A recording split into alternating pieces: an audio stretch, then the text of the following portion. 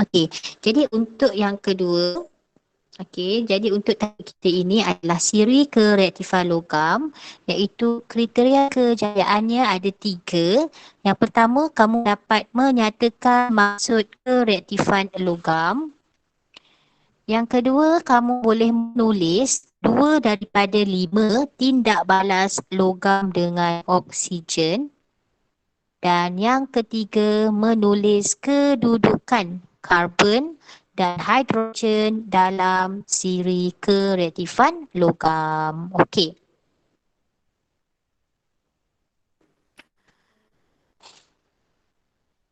Kita lihat yang pertama, pengenalan. Okey, cuba tengok rajah ni betul-betul. Okey, ini buku teks muka surat 129. Okey, cikgu ambil daripada buku teks je, muka surat 129. Okey, cuba tengok gambar rajah ni. Tengok rajah ni. Cuba kamu banding dan bezakan. Okey, dua-dua ni adalah gambar tindak balas logam dengan oksigen. Yang A ni magnesium terbakar di udara. Okey, magnesium terbakar dekat udara, nampak tak dia akan menghasilkan nyalaan. Okey, dia akan menghasilkan nyalaan. Bukan nyalaan tapi dia macam jadi putih-putih tu. Okey, magnesium ni dia logam reaktif. Kalau magnesium tulen lah. Okey, so biasanya kita memang takkan biar dia terdedah dekat udara. Okey, so dia boleh terbakar dan dia akan menghasilkan nyalaan putih. Manakala yang B ni adalah besi, paku besi yang terdedah kepada udara. Sebab apa? Dekat udara ni ada oksigen. Jadi logam ni dia akan bertindak balas lah dengan oksigen. So besi ni dia lama-lama kalau kita biar dia terdedah dekat udara yang ada oksigen dengan wap air, lama kelamaan besi ni akan berkarat. Okey, cuma dia akan mengambil masa sedikit. Okey, so cikgu nak tanya, antara tindak balas A dengan tindak balas B, yang mana yang berlaku dengan cepat? A. Pandai. Okey, jadi yang cikgu nak terang ni dia ada kaitan lah dengan yang cikgu nak ajar hari ni, iaitu kereaktifan logam. Logam ni dia berbeza-beza tau kereaktifan dia. Okey, kita lihat baca sedikit info dekat bawah ni. Okey, dalam tindak balas yang cergas, antara logam yang lebih reaktif seperti magnesium dengan oksigen, nyalaan yang terang diperhatikan. Okey, ni nyalaan yang terang yang berwarna putih. Kalau nyalaan warna putih tu memang sangat reaktif lah logam tersebut. Manakala untuk rajah B, dalam tindak balas yang kurang cergas antara logam yang kurang reaktif seperti besi dengan oksigen, hanya baraan atau perubahan warna yang berlaku secara perlahan-lahan dapat diperhatikan seperti yang ditunjukkan dalam gambar foto 4.5. Okey, dalam tajuk ni kita nak membina siri kereaktifan logam. Okey, apa benda siri kereaktifan logam ni? Okey, so kita lihat dahulu maksud siri kereaktifan logam. Okey, siri kereaktifan logam ini adalah satu senarai logam yang disusun berdasarkan kereaktifannya terhadap oksigen. Okey, jadi itu adalah maksud kereaktifan logam.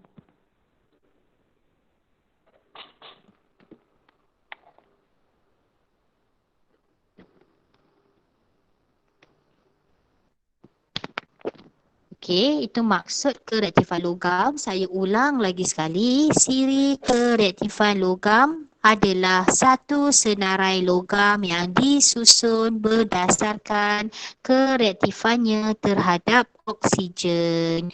So, inilah siri kereaktifan logam ni.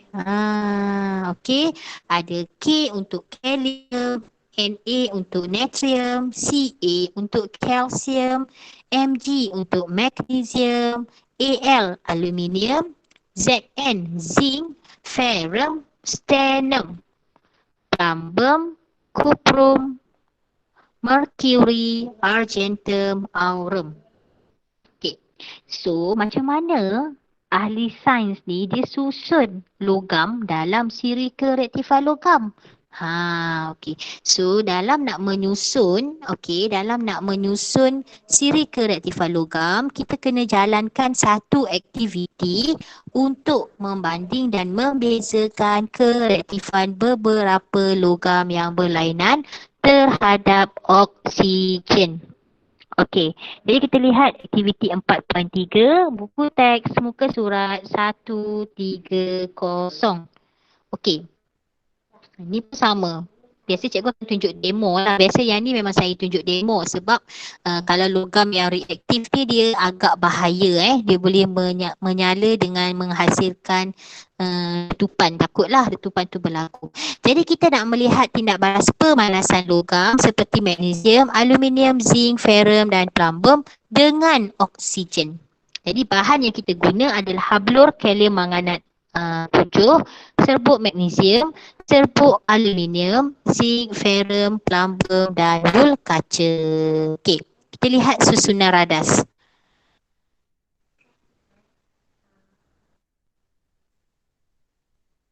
Okey, kita lihat susunan radas. Okey, ini rajah 4.4 adalah susunan radas bagi aktiviti 4.3 ini. Okey, so dekat sini kamu nampak adanya tabung didih. Okey, tabung didih. So dekat hujung ini yang warna purple ni adalah hablur kalium manganat 7. Okey, dekat hujung itu adalah hablur kalium manganat 7. Okey, hablur kalium manganat 7 ini fungsi dia adalah untuk membekalkan oksigen. Okey, membekalkan oksigen. Itu fungsi dia. Okey, kemudian akan ada wool kaca. Okey, akan ada wool kaca. Wool kaca ni untuk kita pisahkan. Okey, kita nak pisahkan serbuk logam dengan hablur kalium manganat 7. Okey. Kemudian ini adalah serbuk logam. Serbuk logam inilah yang kita akan ubah-ubah. Kita guna magnesium, kita guna aluminium, zinc, ferrum, plumbum dan juga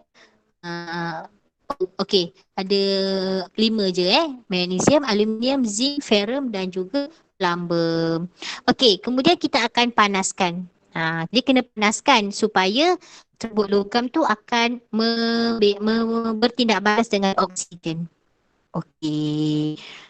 So nanti kamu bacalah dia punya prosedur. Biasa kita akan panaskan dahulu logam. Bila dia dah panas, baru kita panaskan hablur kalium manganat.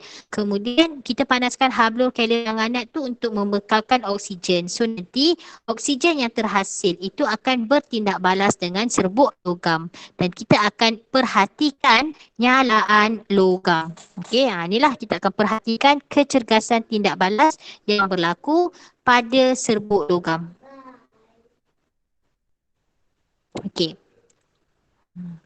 Right, seterusnya kita nak tengok pemerhatian dia.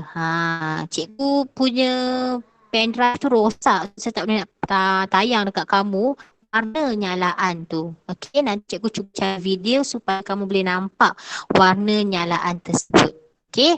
Okey. So kita tandakan right untuk tindak balas berlaku dan pangkah jika tindak balas itu tidak. Okey, cuba kita tengok. Okey, cuba kita tengok. Okey, cuba kita lihat pemerhatian dia.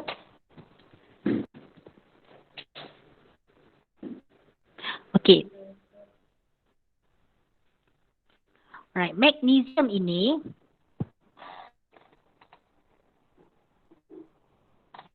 Okey, so sudah bersedia dengan buku masing-masing. Sekejap ya.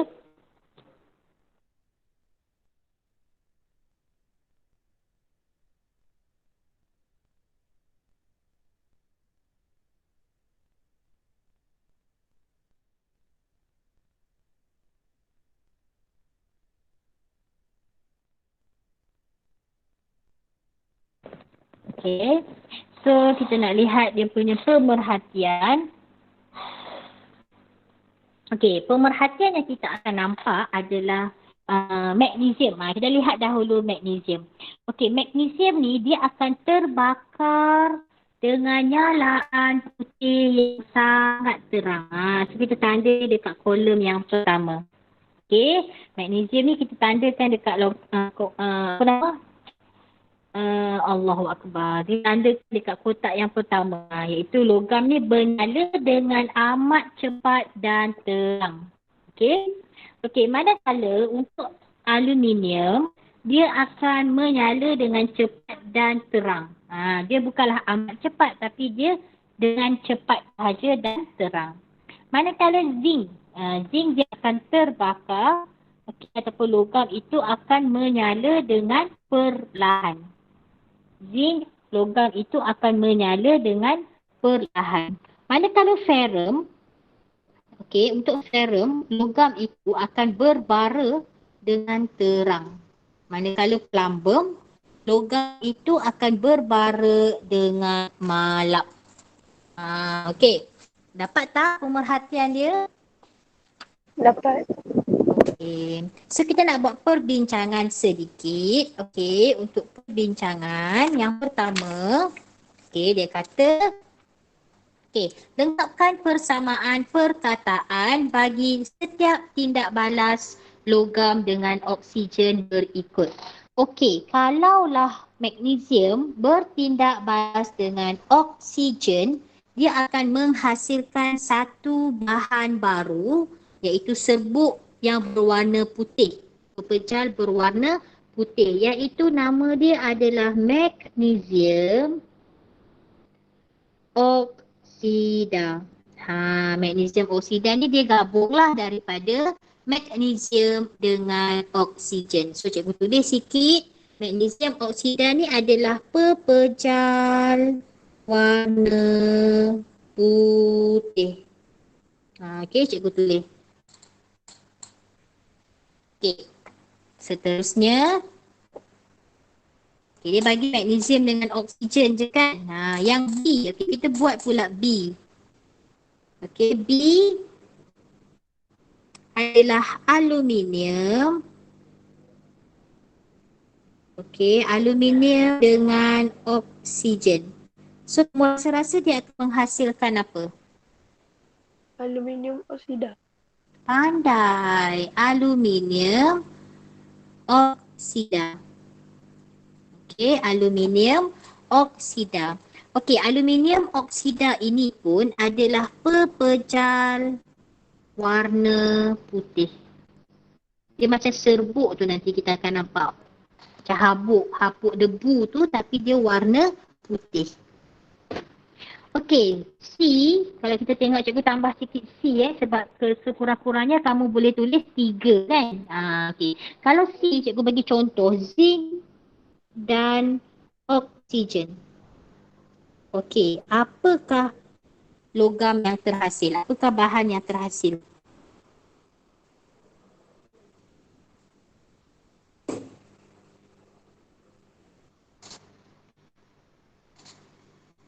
Ainul, apa bahan yang terhasil Ainul?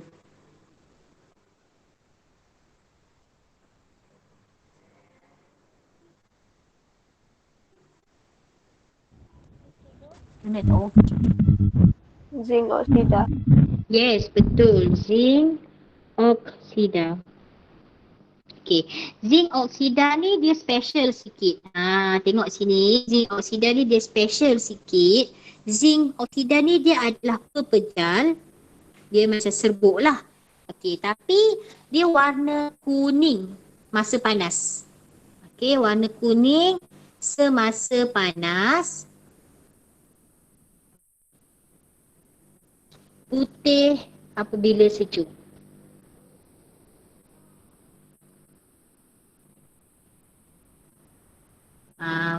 So dia pepejal warna kuning semasa panas dan dia berwarna putih apabila sejuk. Dapat tak? Dapat. Apa cikgu punya skrin ni dia lag sikit ke? Bukan lag sikit hari ni, lag banyak saya rasa. Nanti bila saya tengok recording, saya nampaklah dia macam sangkut-sangkut.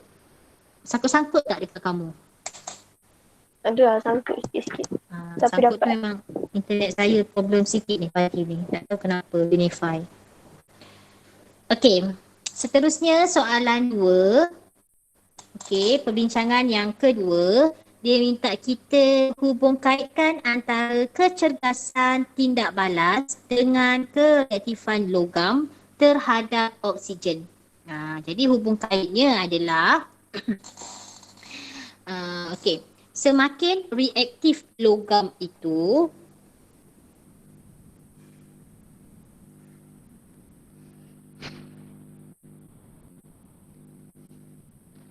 semakin reaktif logam itu, semakin cergas. Kita nampak kan? Semakin cergas logam bertindak balas,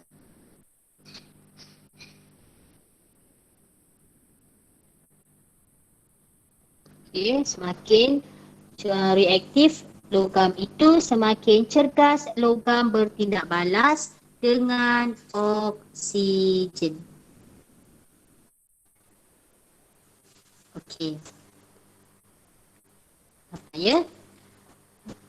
Okey, seterusnya dia suruh kita susun logam mengikut kereaktifan yang semakin berkurang terhadap oksigen.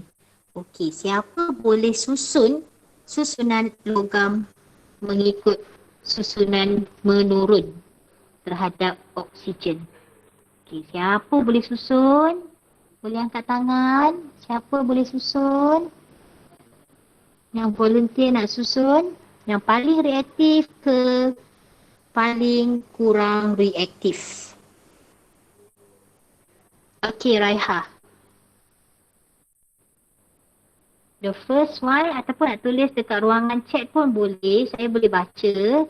Atau nak terus on mic lagi bagus. Mula-mula magnesium. Okey. Yang kedua aluminium. Okey. Yang ketiga zinc.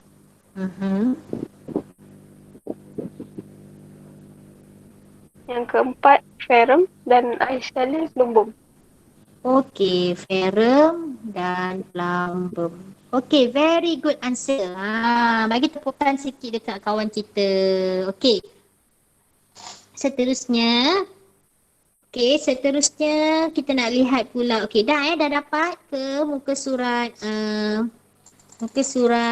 modul muka surat 15 ni. Okey, cuma dekat muka surat 15, dia ada perbincangan tu ada sampai plumbum tau. So kamu lengkapkanlah sampai plumbum. Dekat paparan cikgu ni tak ada. Okey. Kalau dah faham tak siri kereaktifan logam? Okey, cikgu lupalah nak sharing dengan kamu macam mana kita nak hafal siri kereaktifan logam ni.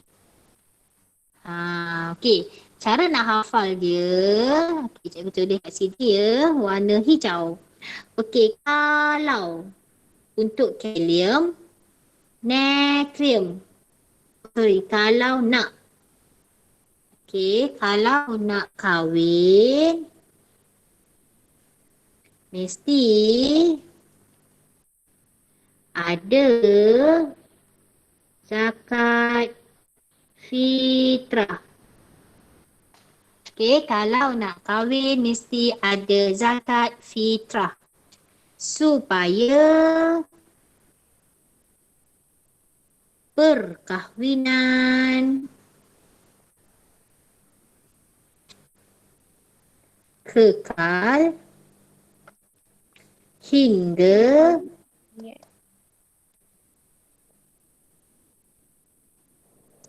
akhir abadi.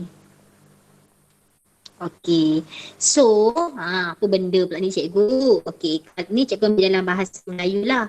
Cikgu ke tepi sikit. Cikgu nampak rajah 4.3. Okey, kalau ni untuk kalium. Okey, kalau untuk kalium. Nak untuk natrium. Kahwin untuk kalsium. Okey, kahwin untuk kalsium. Okey. Mesti magnesium. Okey, ada aluminium. Zakat fitrah. Zinc, ferrum, supaya untuk sternum. Perkahwinan plumbum. Kekal kuprum. Hingga ni simbol untuk mercury cikgu ambil mercury punya simbol Hg. So cikgu guna hingga. Dan akhir abadi adalah argentum dan aurum. Okey, aurum ni adalah emas. Okey, aurum adalah emas. Jadi aurum ataupun emas adalah paling tidak reaktif. Sebab itulah dia sesuai dijadikan sebagai barang perhiasan. Dan biasanya kita jumpa dia dalam keadaan unsur. Sebab dia tak reaktif pun. So tak payahlah nak risau. Okey, so ni cara kita nak menghafal siri kereaktifan logam. Saya memang guna yang ini dari zaman saya belajar sampailah zaman saya mengajar. Okey, ada soalan nak tanya untuk siri kereaktifan logam tak?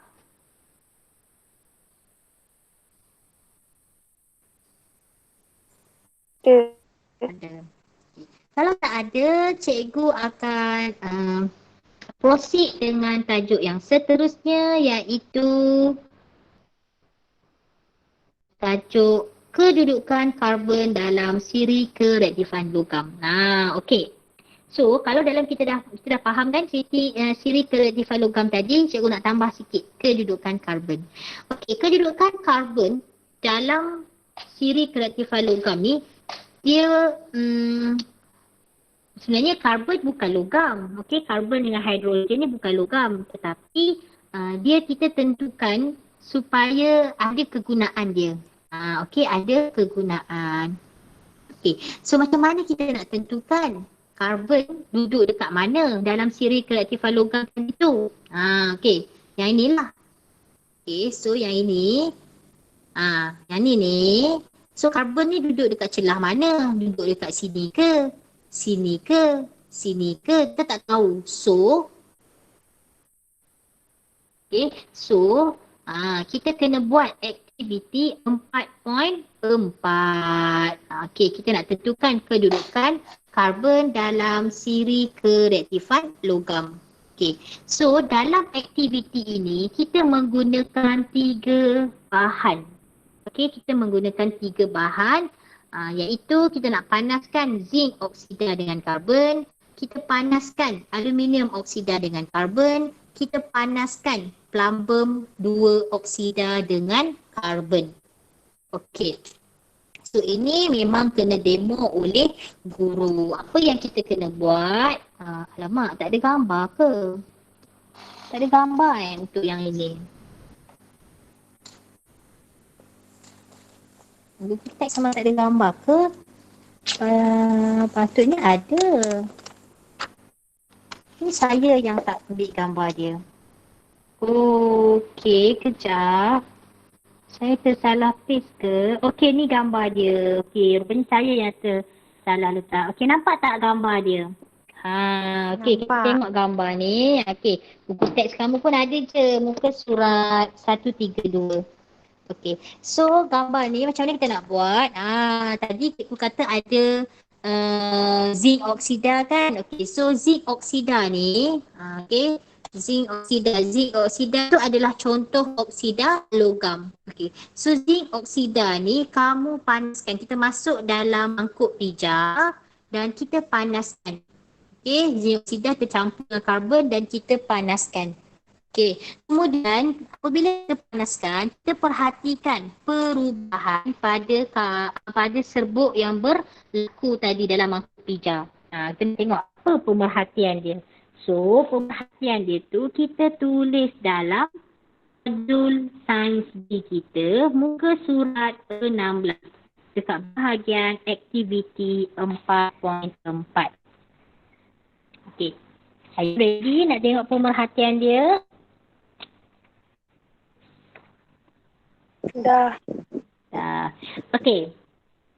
Okey, sekejap. Bagi saya tukar mata pen sikit sebab macam panjang sikit nak tulis. Okey, so kita lihat campuran untuk zinc dengan karbon. Okey, untuk zinc dengan karbon, okey, cikgu tinggikan. Okey, zinc dengan karbon, apabila kita panaskan, apa yang kita boleh perhatikan, bahan campuran tadi dia membara dengan malap. Okey, membara dengan malap. Dia membara dengan malap. Okey, dan baki pepejal berwarna kelabu terbentuk. Baki pepejal warna kelabu terbentuk. Okey. Dan apa yang kita boleh katakan dari segi kereaktifan karbon, okey, kita katakan zinc lebih reaktif dari karbon. Okey, zinc lebih reaktif dari karbon. Sebab apa lebih reaktif? Sebab ada pemerhatian dekat situ, iaitu campuran tadi apabila kita panaskan ada baraan dengan malap yang terhasil. Okey, seterusnya yang kedua antara aluminium oksida dengan karbon. Sorry. Bukan zinc lebih reaktif, kurang reaktif. Salah. Maknanya karbon tu lagi kuat. Dia boleh curi zinc daripada zinc oksida. Okey, cukup padam. Maaf ya, saya tersalah. Okey, karbon lebih reaktif dari zinc. Okey, karbon lebih reaktif dari zinc. Okey. So, aluminium oksida dengan karbon. Bila kita buat bila kita panaskan campuran aluminium oksida dengan karbon, okey, pemerhatian yang kita nampak tiada perubahan. Okey, tiada perubahan. Maksudnya tak ada pun apa-apa berlaku, duduk je macam tu. Itu bermaksud, karbon kurang reaktif dari aluminium. Okey, karbon dia kurang reaktif dari aluminium. Okey, maknanya aluminium lagi kuat, karbon ni lemah. Sebab tu dia tak boleh lawan aluminium. Sebab tu tak ada perubahan. Tu cara saya nak ingatlah. Okey, nak bagi faham. Okey, yang kedua, plumbum oksida dengan karbon. Okey, plumbum oksida dengan karbon, apabila kita campur dua-dua bahan ni, kita panaskan, dia akan menghasilkan nyalaan terang ataupun menyala dengan terang. Okey, menyala dengan terang. Dan okey, baki pepejal, baki pepejal warna kelabu terbentuk.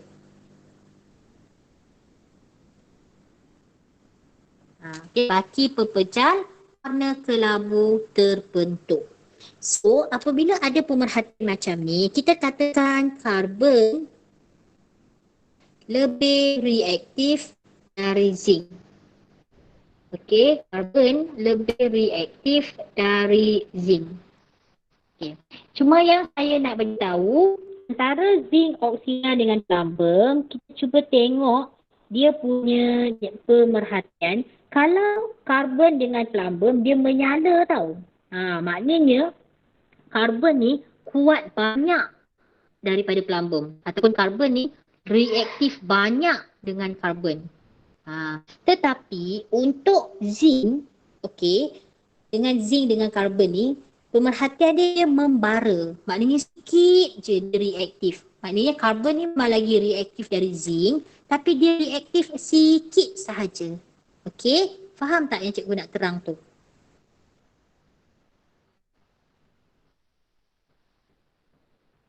Kurang faham. Kurang faham. Okey, celah mana yang tak bahagian mana yang kurang faham? Yang zinc oksida dengan karbon. Oh, okey, macam ni. Kejap. Cikgu padam dahulu yang highlight ni. Cikgu takut padam, dia padam semua tulisan. Dia dah padam dengan tulisan dah. Okey. Right. Untuk, okey sekarang Untuk kita nak tengok kereaktifan dia lah, nak susun kan. Okey. Nak susun. Kita tengok untuk aluminium. Okey, aluminium ni tak ada perubahan. So, masalah lah memang kita tahu. Aluminium memang lebih reaktif dari karbon. Ataupun karbon lebih reaktif daripada aluminium. Okey. Untuk zinc dengan plumbum, okey.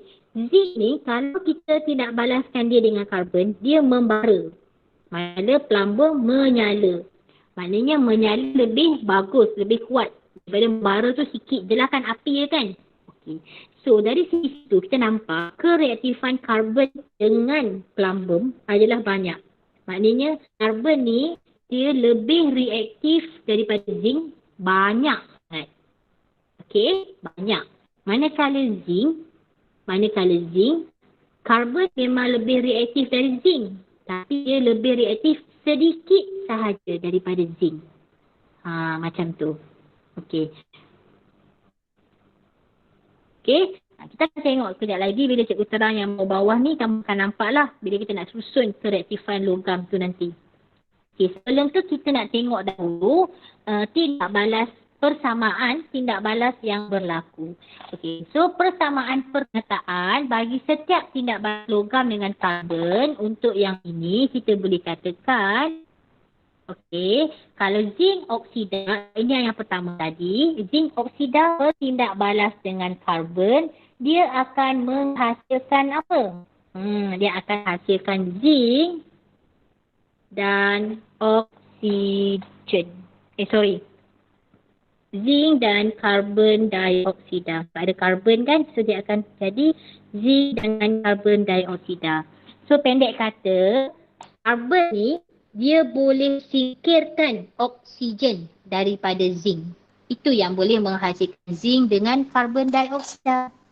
Okay, karbon dia akan bertindak balas dengan oksigen, hasilkan karbon dioksida. So kenapa karbon ni boleh singkirkan zinc daripada zinc oksida? Sebab dia lebih reaktif, dia kuat daripada zinc.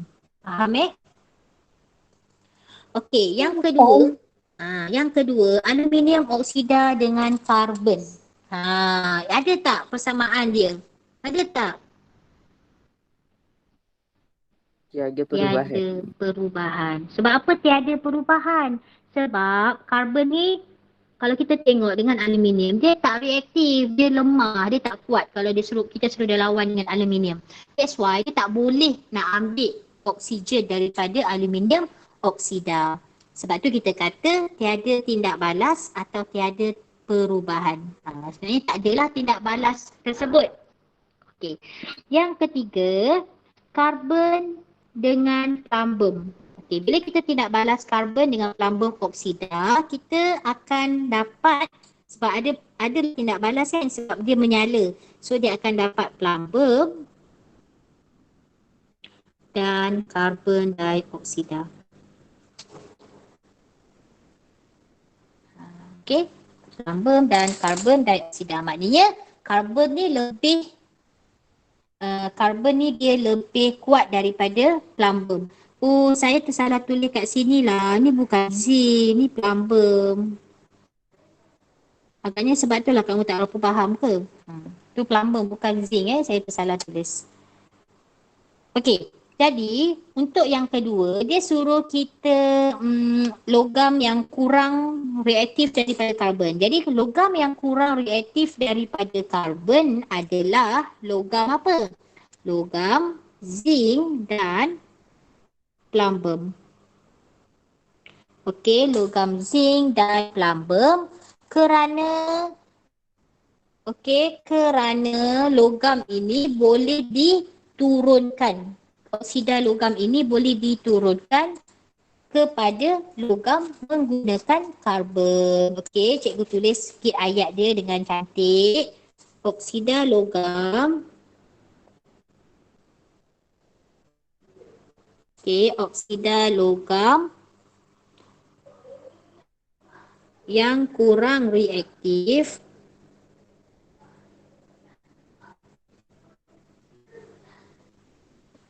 oksida logam yang kurang reaktif daripada karbon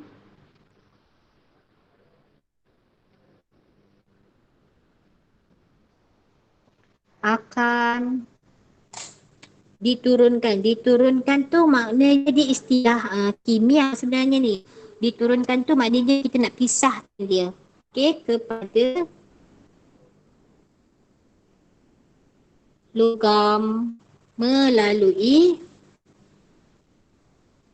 pemanasan karbon. Okey, macam tu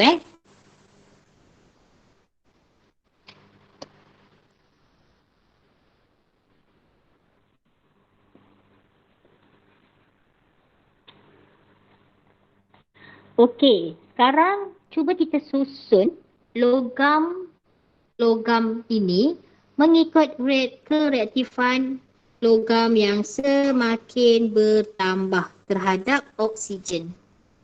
Okey. So, antara 4 lah. Sekarang kita ada 4 bahan kan, iaitu antara aluminium, antara aluminium, karbon, zinc dengan plumbum. Cuba kita susun yang semakin bertambah. Yang paling kurang reaktif apa?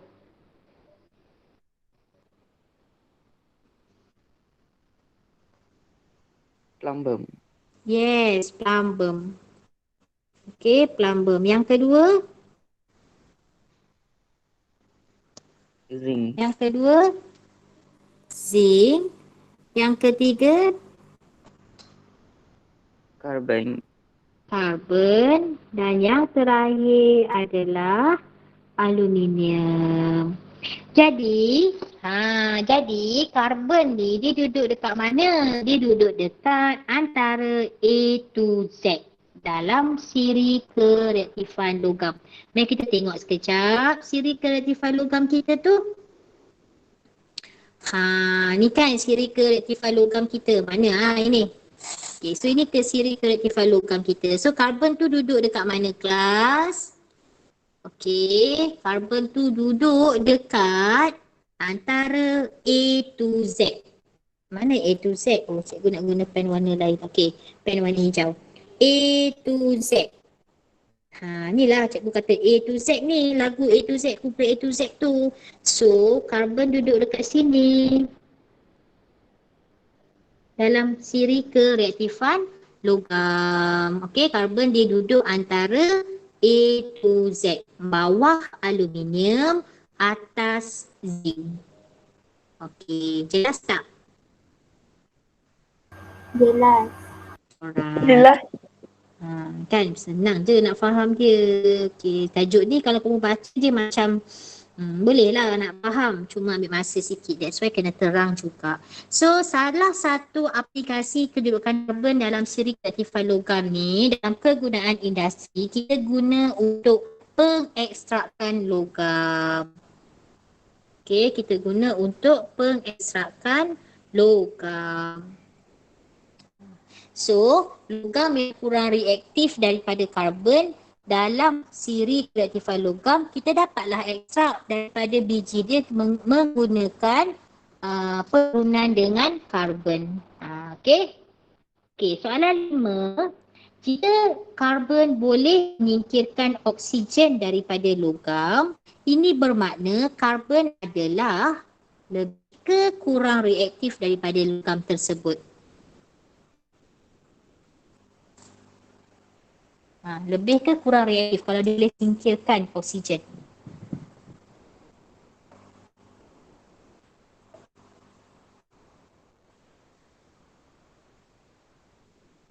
No Lebih. answer.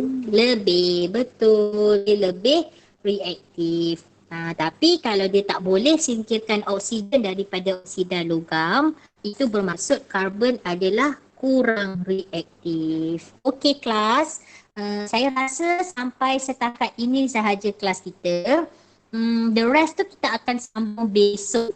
So untuk minggu ni kita dapat cover 2 tajuk lah daripada bab 4, iaitu kepelbagaian mineral dan juga siri kereaktifan logam. Okey, esok kita akan sambung kedudukan hidrogen dalam siri kereaktifan logam pula. Cuma kita nak tentukan kedudukan hidrogen. Okey kelas, so untuk hari ini ada tugasan melainkan tugasan yang PBD itu saja. Tapi PBD itu pun saya bagi masa sehingga bila? Sehingga minggu depan. Okey. Cikgu akan share link kehadiran dan juga kriteria kejayaan untuk hari ini.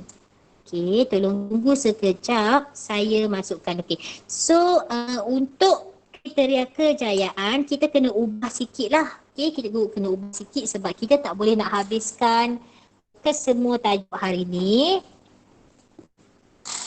Okey, sekejap cikgu nak share ke link kehadiran dulu.